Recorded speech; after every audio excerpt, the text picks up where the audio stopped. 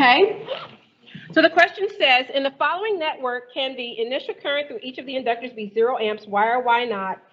Use the current divider to find I naught of T and combine the inductances to solve for V naught of T.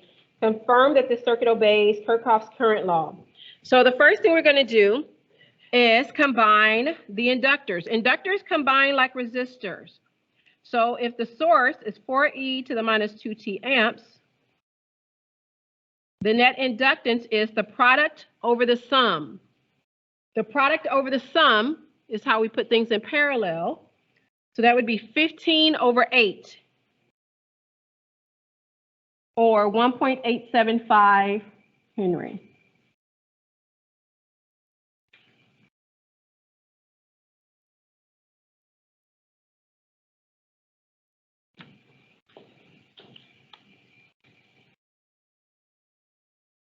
Are there any questions?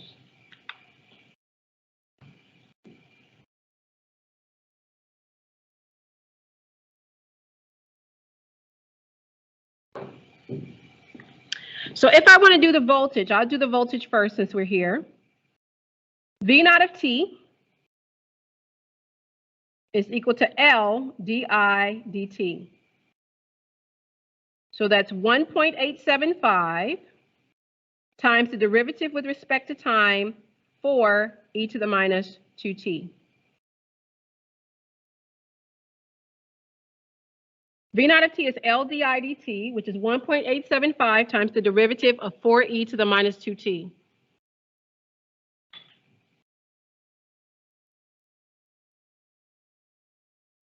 Or 1.875 times negative 8 e to the negative 2t. What is the voltage? Take out your handy dandy calculator. If you have a handy dandy calculator, if you don't have a handy dandy calculator, get one and start bringing it to class. What is the voltage?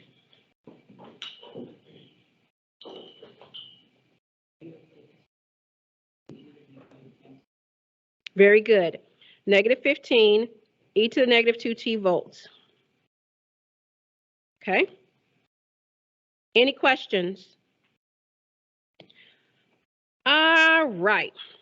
So now we're going to use the current divider to find the current through the 3 Henry inductor and the current through the 5 Henry inductor. So the current divider is the parallel sum or parallel result of 3 in parallel with 5 divided by 3 times 4e to the minus 2t for the 3 Henry. 3 in parallel with 5 divided by 3 times 4e to the minus 2t for the 3 Henry inductor. And for the 5 Henry, it's 3 in parallel with 5 divided by 5 times 4e to the minus 2t.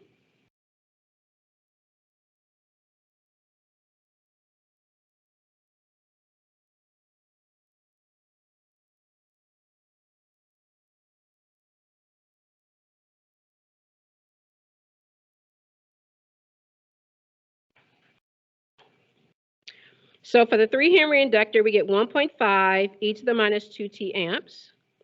And for the 5 Henry inductor, oops, sorry, that was the 5 Henry inductor, 1.5 e to the minus 2t amps.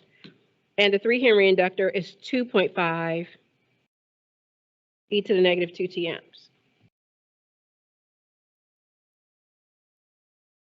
The 3 Henry is 2.5 e to the minus 2t amps. The 5 Henry is 1.5 e to the negative 2t amps. Okay. So initial conditions. So we know that current through an inductor is continuous. So if at t equals 0, the source is 4 amps, and the current through the 3 Henry at t equals 0 is 2.5 amps, and the current through the 5 Henry is 1.5 amps. So at time 0, our initial currents are 4, 2.5, and 1.5. So it cannot be 0 because the source is not 0. Current is continuous for an inductor. So if the source is sending in 4 amps at time 0, then the inductors cannot be 0. They have to be 2.5 and 1.5. And the good news is, if we verify KCL, 2.5 plus 1.5 does add up to 4.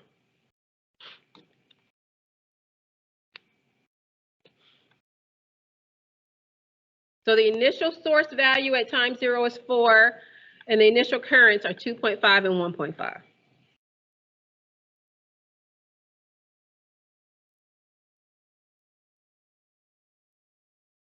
Are there any questions? Let me know if I'm going too fast. Let me know if you're not understanding anything. So I like to teach in gears. Think about cars, gear 1 to gear 5. 5 is when we trucking right along like the Indy Motor Speedway. Right now I feel like I'm in about gear 2. Okay, so if my gear 2 feels like a 5 to you, you need to let me know that. What gear do you feel like I'm in? Do you even understand the gear analogy? Who's never driven a stick shift? Don't matter. Ride the wave anyway. Okay, are we good? So you said the initial current in the inductors can't be 0 because the... That's right. And remember, current through an inductor is continuous, right? So if at time 0, it's 2.5 and 1.5, then right before time 0, it couldn't have been a 0, right? Very good. All right, page 3. Given the following circuit, find the equivalent inductor that can be placed across the source. So at time 0, that switch opens up, and we now have a current source I of t, a voltage across that current source, that's V of t, and we want to find the value of that inductor. We want to find the value of that inductor.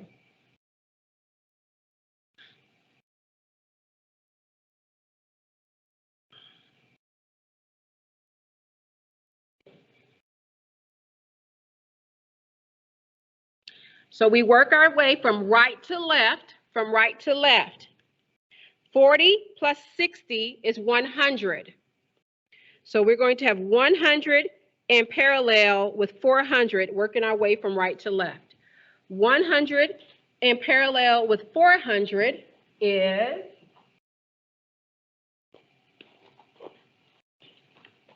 Smiley. 100 in parallel with 400. 100 in parallel with 400. Very good, Smiley. 80, okay? Then Richard, 80 plus 50 plus 70. Richard, 80 plus 50 plus 70.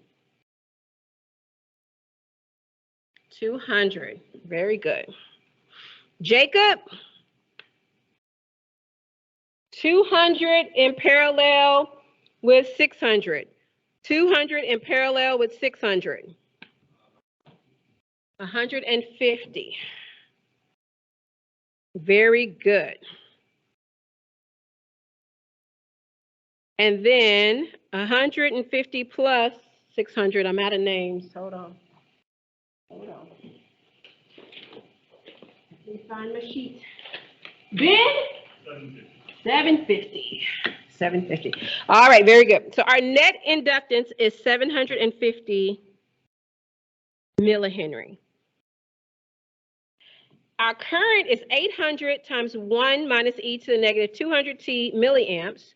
So voltage is L di dt. Voltage is L di dt. So that's going to be 0.75 times the derivative with respect to time of 800 times 1 minus e to the negative 200t. I'm actually going to change it to 0.8 because I noticed last hour they really messed up the units when I did that. So instead of writing milli, I'm going to put 0.75, the derivative with respect to time, 0.8 times 100 e, 1 minus e to negative 200t. So I just took the millis out.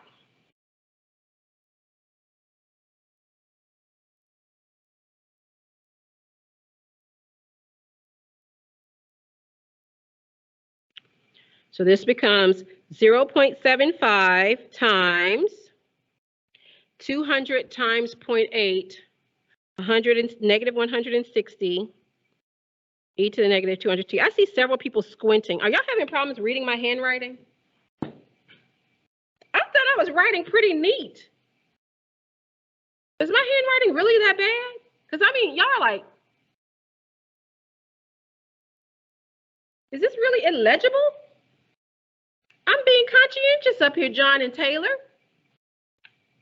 You know I don't know which one's John and which one's Taylor, right? Taylor, where's the hat? Yeah, there you go. Okay.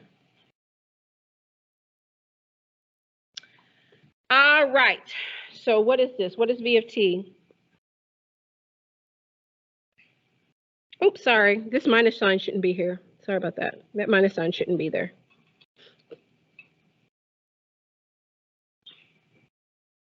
So what is V of t? This is going to be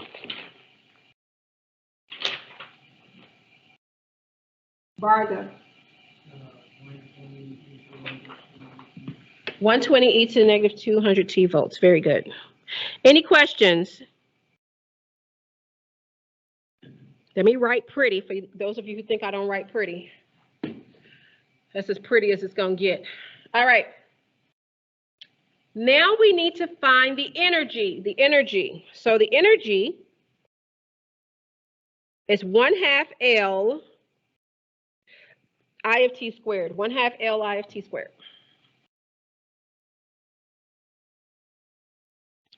So that is 1/2 times 0.75 times 800. I'll put 0.8. 1 minus e to the negative 200t squared. But we want the energy at 4 milliseconds. We want the energy at 4 milliseconds.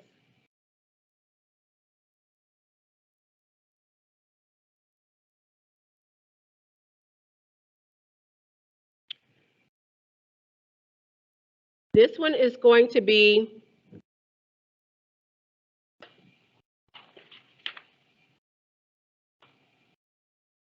haha. 32.7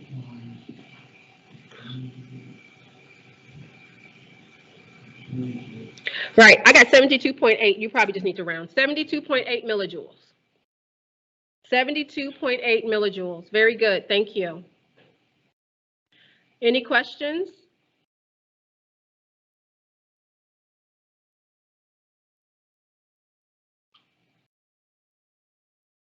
Okay. On to page 4. Page 4. So combining capacitors. Capacitors combine the opposite of resistors.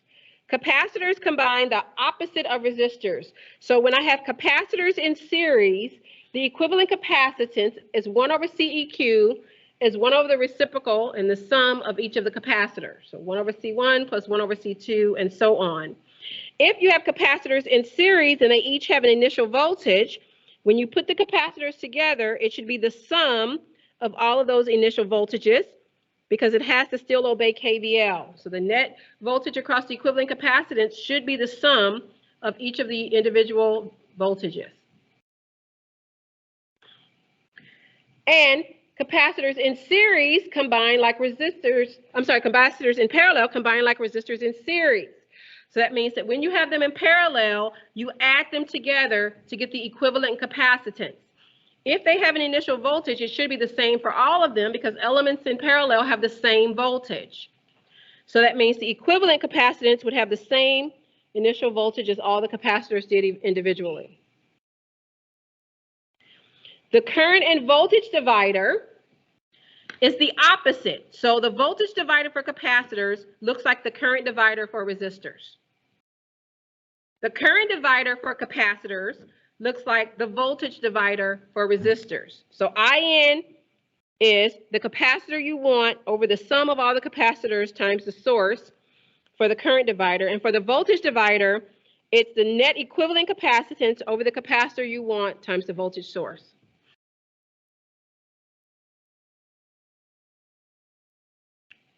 Right? Are there any questions? Still feel reviewy to you? Feels reviewy to me. Okay. Page 5. So I have a network here, and I want to find the equivalent capacitance. So I'm going to work my way from outside in. Tanush, the next one's going to be you. If I have 21 and 28 in series, then when I combine them, it becomes 21 times 28 over 21 plus 28. 21 and 28 in series is 21 times 28 over 21 plus 28. Tanush, what is that value? 12 microfarads. Thank you. Very good. Taylor, I have 24 in parallel with 12.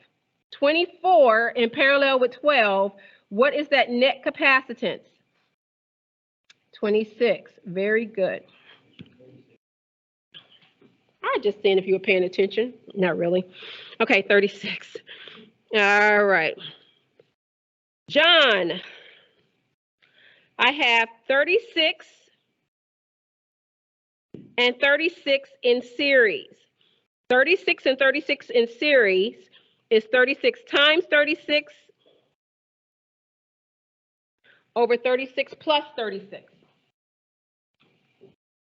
What is that capacitance? 18 microfarads. 18 microfarads.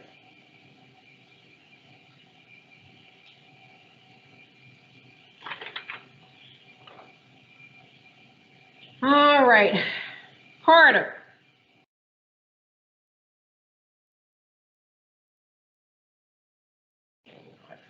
Ben.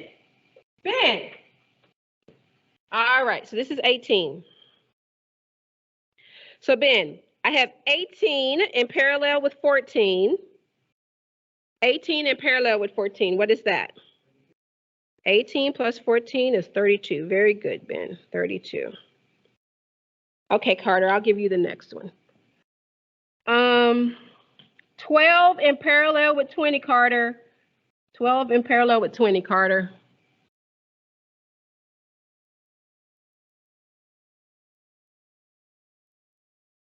You are thinking about resistors.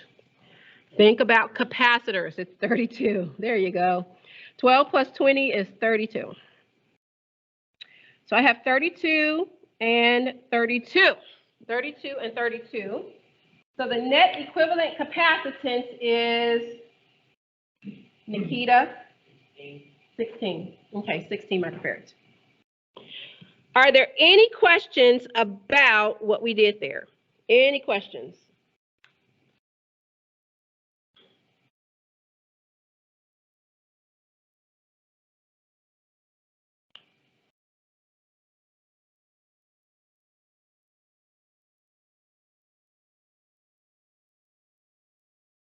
Okay.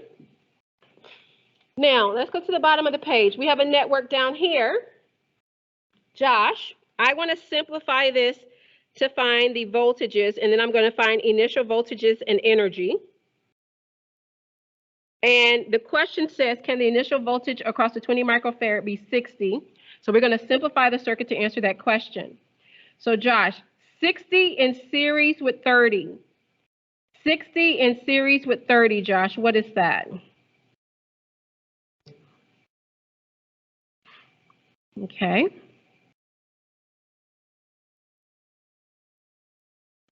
So 60 in series with 30 is 20 microfarads.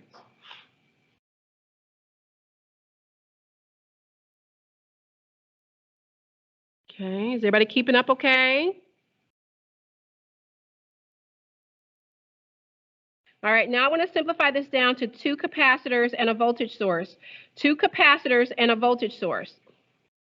So I know that that top one is still 40, Macy. I have a 20 microfarad in parallel with a 20 microfarad. What would be the net capacitance right here? 20 plus 20 is 40. Very good. It's 40 microfarads. Okay, so now we're going to use the voltage divider to find V1 and V2. We're going to use the voltage divider to find V1 and V2. The good news, Alicia, is I don't even have to write a formula for this because I have 40 microfarads and 40 microfarads. That means that it evenly divides the source. It evenly divides the source. So V1 equals V2, which equals what? What's the source? What's the voltage source?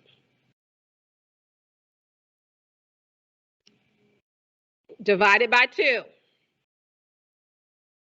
So these are both 30, e to the minus t volts. Do you see what I did there? So 30 and 30 make 60. So we're now ready to answer the question about, can the voltage across the 20 microfarad be initially 60? No, because V1 of 0 equals V2 of 0, which equals 30 volts. That means the initial voltage across the 20 microfarad capacitor is 30 volts. You knew that anyway because it's not in parallel with the voltage source. So it couldn't have been 60 to begin with. So the answer is no.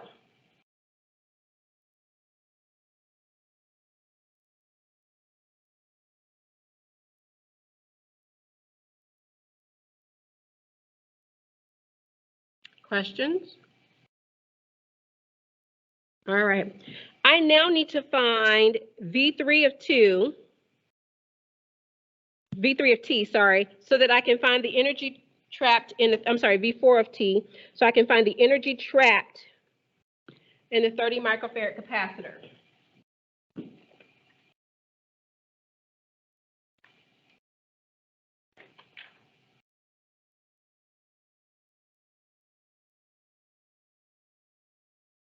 Thomas? Thomas, okay, Thomas. So Thomas, what we're gonna do is we have to do the voltage divider. So 30 in parallel with 60, well, it's 30 in series, but we know it's like our parallel formula. So that's going to be 20.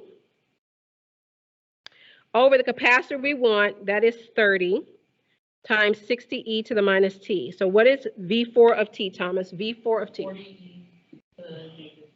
40 e to the minus t. Very good. Okay, so that means, yes. Where did the 20 come from? So the voltage divider for capacitors is like the current divider for resistors. So when we had resistors here, we would put the 2 resistors in parallel over the resistor we wanted. So think about 60 and 30 in parallel. That's 20, right? So it's the product over the sum. 60 times 30 over 60 plus 30. I'll write it right here.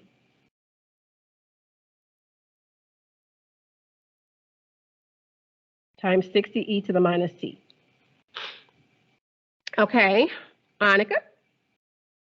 So Annika, I want to find the energy at t equals 0. So the energy at t equals 0 is going to be 1/2 times 30 micro times the voltage at 0, 40 squared.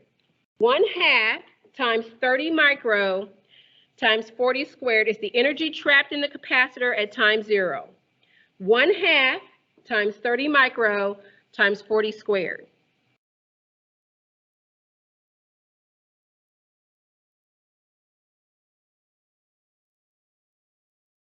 I don't know. Try it again. 1/2, oops. Wait a minute, is this 40? I didn't get this answer last time. Is this right? Am I doing the wrong capacitor? I wrote down a different answer last time.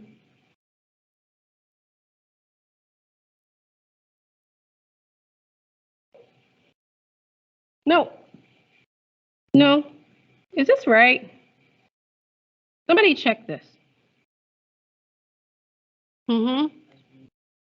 Maybe I wrote it down wrong last time. Okay, what are you getting for this again?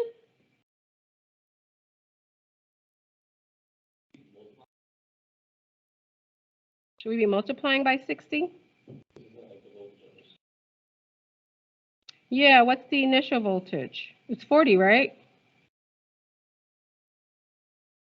I don't know why I'm getting a different answer than I did before. I did it wrong last time. I'm doing it wrong now.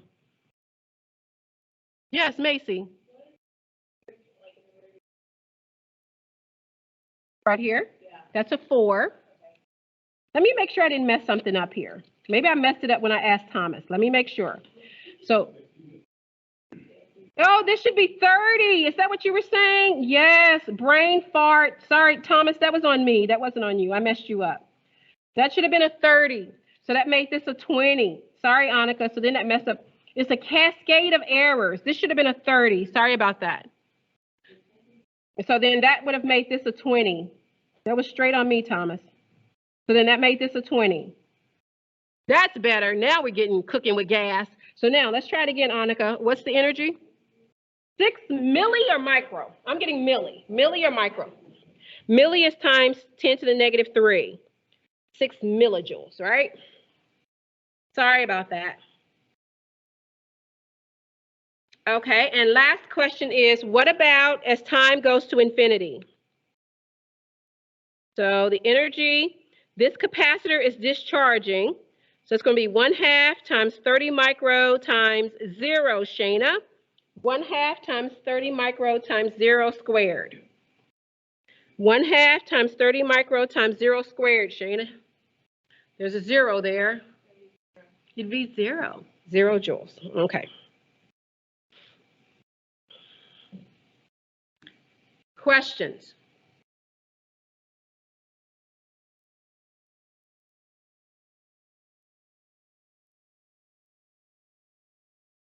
Okay, we need to move on to mutual inductance. So this is what we're going to do at page 6. So on page 6, there is a problem. I think it's from your book too, or Dr. Gregg's notes. I don't remember anymore. So what you're going to do is you're going to solve this problem during your study time.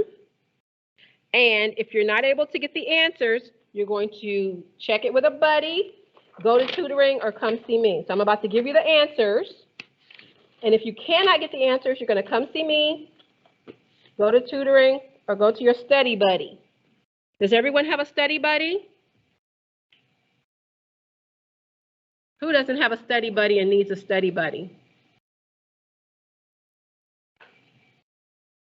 I knew you weren't going to raise your hands. I don't even know why I asked.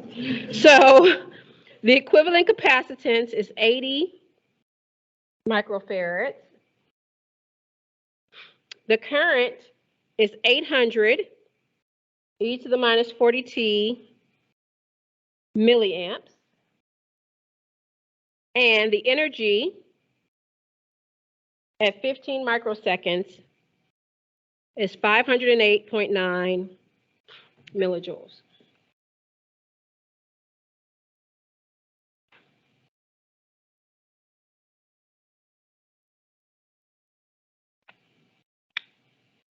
Questions?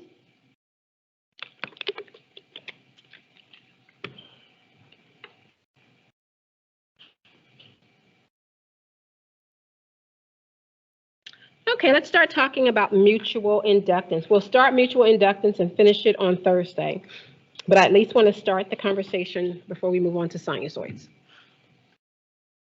Okay, any questions? Okay, so far we have talked about inductors, capacitors, and now we're going to talk about mutual inductance. Inductance is a circuit parameter that describes an inductor, symbolized by L, measured in henries, and represents graphically as a coiled wire that is a linking of a magnetic field. So self-inductance is a parameter that relates voltage to a time-varying current in the circuit. So self-inductance is the induced voltage on that inductor. We represent that as V equals L di dt. Okay, that's what we've been doing so far. V equals L di dt. When a magnetic field is produced in one part of a circuit, it can link to components in another part of the circuit and induce a voltage there as well. Okay, so if there's a coil of wire and you induce a voltage because of a current flowing through the coil, it can induce a voltage somewhere else. So what we've been seeing so far is if we have a coil here, it has a voltage, and if you represent the current with the right-hand rule, it creates this flux through the core. That's what you learned about in physics class, right? That magnetic field, and it stores energy in the form of that magnetic field. Nikita didn't go, no, I didn't learn anything in physics. I don't know what you're talking about. All right. So now, what happens if there's something else connected on this core? That's what we call mutual inductance, okay? And that's what this image is showing here, is that this magnetic flux would then link this first circuit and the second circuit together. So this inductor can now induce a voltage over here. And that's what we call mutual inductance. So the current flowing over here can also induce a voltage on the first inductor. Okay, so in physics, they represent this as reluctance, F over phi, or NII over phi, where NI is the number of turns in the coil. The number of turns in the coil. And here, we represent this as L di dt, which relates to N1 over d phi over dt by Faraday and Lenz's laws. Remember some of this? Okay, so when we do this in here, we would represent that induced voltage on coil 2 as N2 d phi dt. N2 is the number of coils on the second one. And the voltage on the first one is L1 di1 dt, which is N1 d phi dt. So that gives us a relationship between the flux and the inductance and the number of coils as shown here. We won't calculate number of turns and reluctance in here. We just make this variable and give it a name. Okay, so I now can represent the induced voltage as N2 times L1 over N1 di1 dt. And since we know that inductor is N1 squared over reluctance, this would be the induced voltage. This becomes a constant in here though, because like I said, we don't calculate turns and reluctance in here. We just give it a name, just like we do for inductance.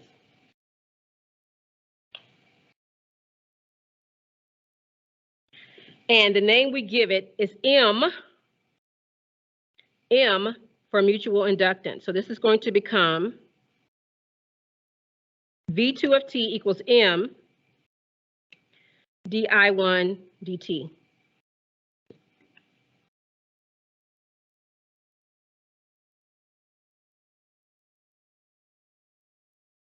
So M stands for mutual inductance. M stands for mutual inductance. So if you go to page 3, that's exactly what it tells you here, is that we're using M to equal N1 times N2 over the reluctance, and we call it the mutual inductance so that we now can write our voltage as M di1 dt, and that is the voltage induced on the second coil by the first coil.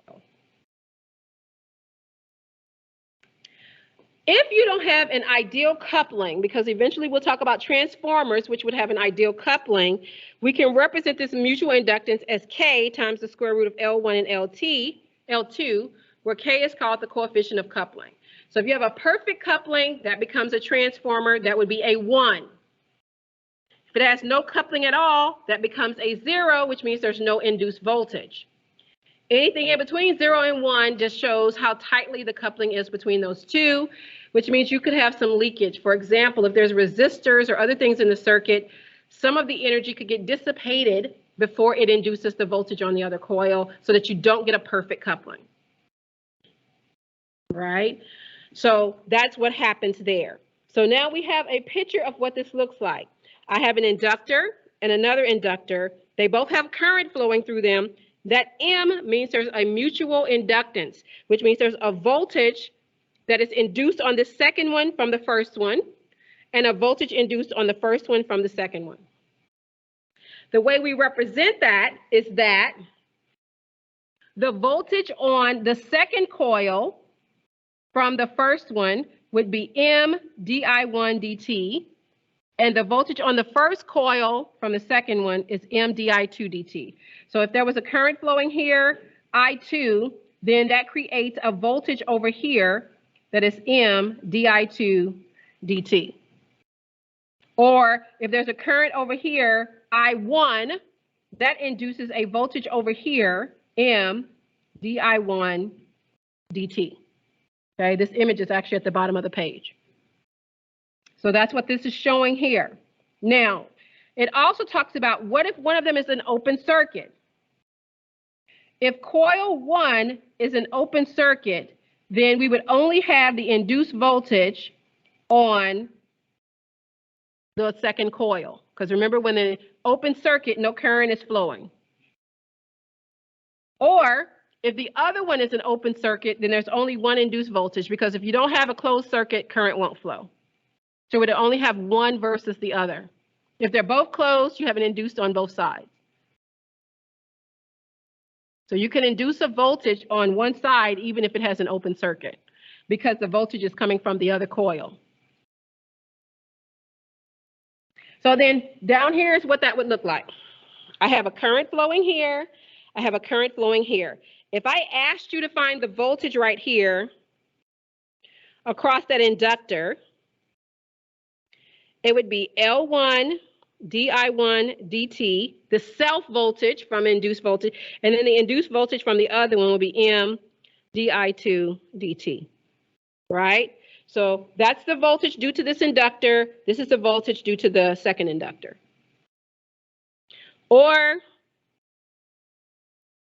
if I asked you to find the voltage at V2, right? This is V1, this is V2, then that would be L2 di2 dt, the voltage due to this inductor, plus M di1 dt, the voltage due to inductor 1.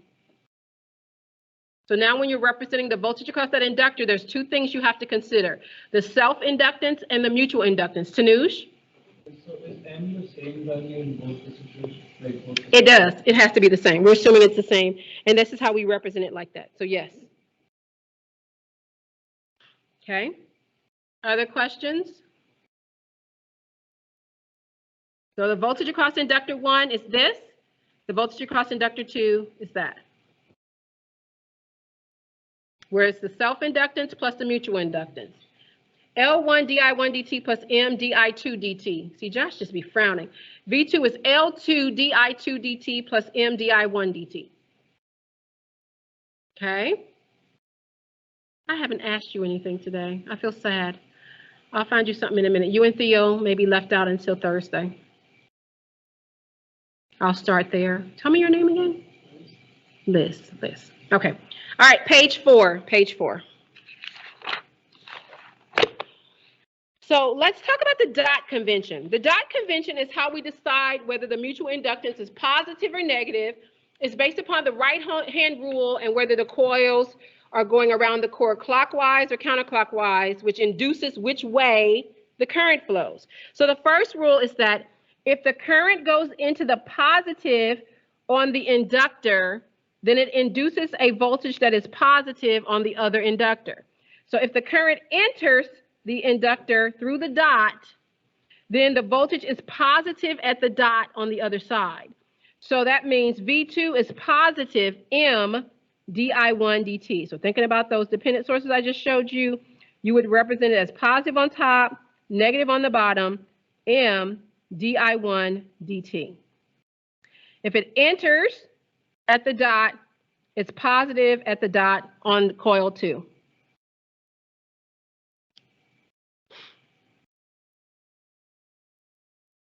Okay.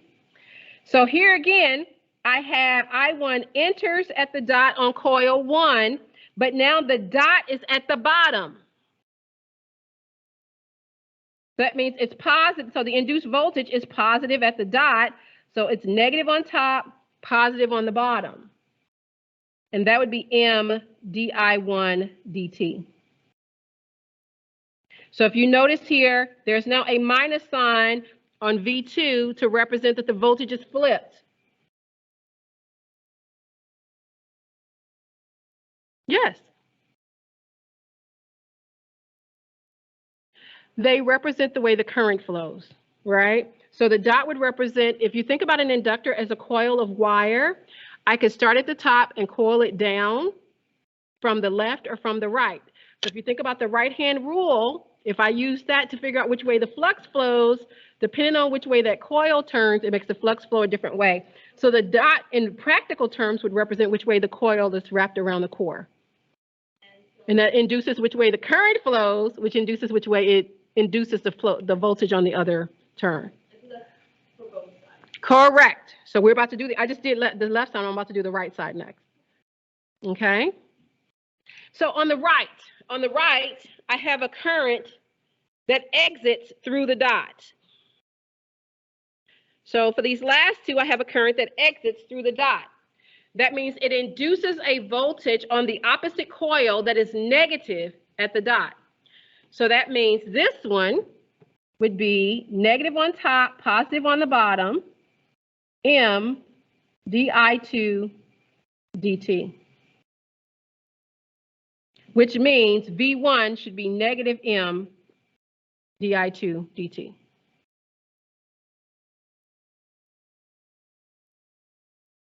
Okay. Now, once again here on coil 2, the current exits the inductor through the dot. So this one should be negative at the dot. So for this one, the induced voltage is positive on top, negative on the bottom, M di2 dt. So over here, because that's the same polarity as V1, it's a plus sign, M di2 dt. Okay, questions? Any questions? All right. Page 5.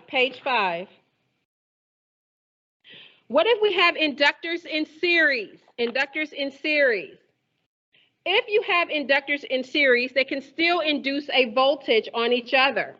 For example, here they're in series, so the current is the same, and the dots are on the left. So that means L1 induces a voltage on L2 that is positive on the left, negative on the right, M di1 dt. Sorry, it's di, there's no 1, di dt.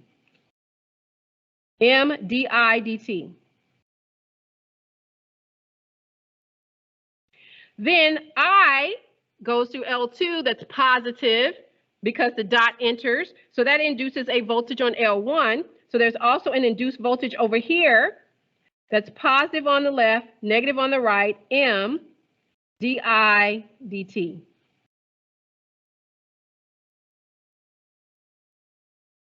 So if I want the voltage across this entire network, it would be L1 di dt plus L2 di dt plus 2M di dt for these two M's. So the net inductance this network would see would be L1 plus L2 plus 2M.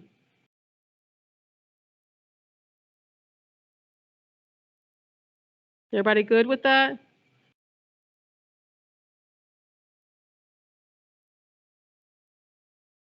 What if one current enters and one current exits? What if one current enters and one current exits? The induced voltage over here is positive on the right, negative on the left, M di dt. That's because it enters over here, which means it's positive at the dot over here. And this one exits, so that means it's negative at the dot. So that's negative on the left, minus on the right, M di dt.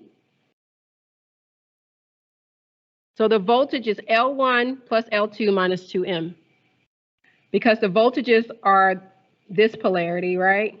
L di dt, L di dt. So the M's are the opposite of the self-induced voltage. So it's L di dt plus L di dt, the voltage across the inductors, L1 and L2 rather, minus M di dt minus M di dt, okay?